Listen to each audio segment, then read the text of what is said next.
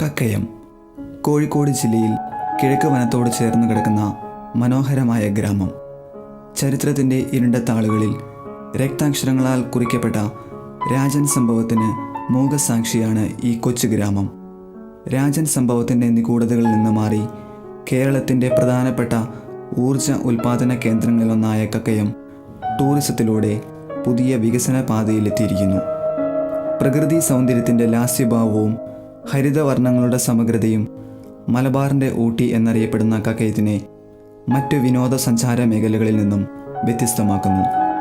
ആകാശചുംബികളായ പാറക്കെട്ടുകൾ, കാവൽ വലയം നിൽക്കുന്ന കക്കയത്തിൻ്റെ വശ്യത ഓളം വെട്ടുന്ന തടാകങ്ങളിലും കുലംകൊത്തിയൊഴുകുന്ന വെള്ളച്ചാട്ടങ്ങളിലും പൂർണ്ണമാകുന്നില്ല.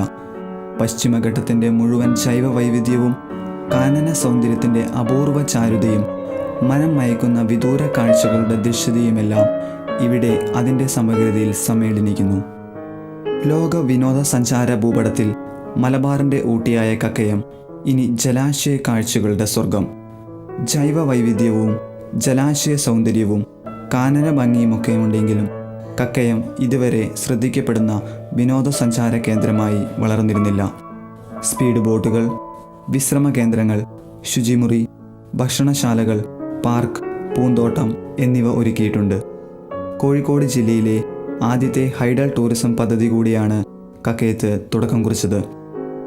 സഞ്ചാരികൾക്ക് സൗകര്യമൊരുക്കാൻ ചെറുകിട കച്ചവട സ്ഥാപനങ്ങൾ ആരംഭിക്കാൻ കഴിഞ്ഞത് കക്കയം നിവാസികൾക്ക് സ്വയം തൊഴിൽ കണ്ടെത്തുന്നതിൽ ഏറെ സഹായകരമായി. കൂരാച്ചുണ്ട് ഗ്രാമപഞ്ചായത്തിൻ്റെ കീഴിലുള്ള ഒരേയൊരു ഗവൺമെൻറ് പാഠശാലയാണ് കക്കയം GLP സ്കൂൾ. ഒരുപാട് തലമുറകൾക്ക് അടിസ്ഥാന അറിവുകളും അക്ഷരങ്ങളും പകർന്നുകൊടുത്ത് ഈ വിദ്യാലയം കാടിനാൽ ചുറ്റപ്പെട്ട് ഒറ്റപ്പെട്ട KSEB കോളനിയിലായിരുന്നു.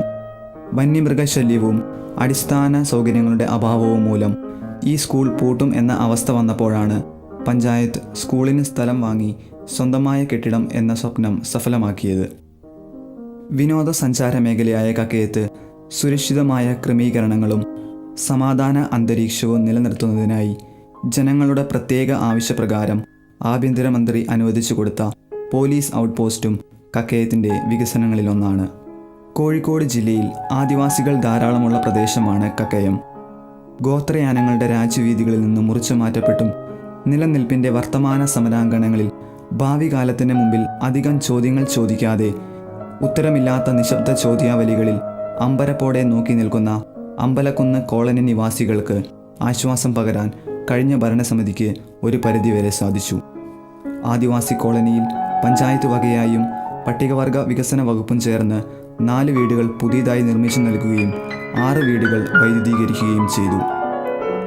വികസനമെന്നാൽ റിസോഴ്സ് മാനേജ്മെൻ്റ് ആണെങ്കിൽ കഴിഞ്ഞ വർഷങ്ങളായി കക്കയം ഗ്രാമത്തിൽ ഒരു പുതിയ വികസന സംസ്കാരം രൂപപ്പെട്ടു കഴിഞ്ഞു. റോഡ്, പാലങ്ങൾ, മൃഗസംരക്ഷണം, ടൂറിസം, കൃഷി, മൈക്രോ ഫിനാൻസ് യൂണിറ്റുകൾ, ഭവന നിർമ്മാണം, വിദ്യാഭ്യാസം, ആദിവാസി ക്ഷേമ പ്രവർത്തനങ്ങൾ, ആരോഗ്യ പരിപാലനം എന്നീ മേഖലകളിൽ നൂതനമായ ക്ഷേമ പ്രവർത്തനങ്ങളാണ് നടന്നുവരുന്നത്. സമ്പൂർണമായ അധികാര വികേന്ദ്രീകരണവും ജനപങ്കാളിത്തവും അർപ്പണ മനോഭാവവുമുള്ള ഒരു ജനതയാണ് കക്കയത്തിൻ്റെ വിജയരഹസ്യം. ഇത് കൂട്ടായ്മയുടെ വിജയം കൂടിയാണ്.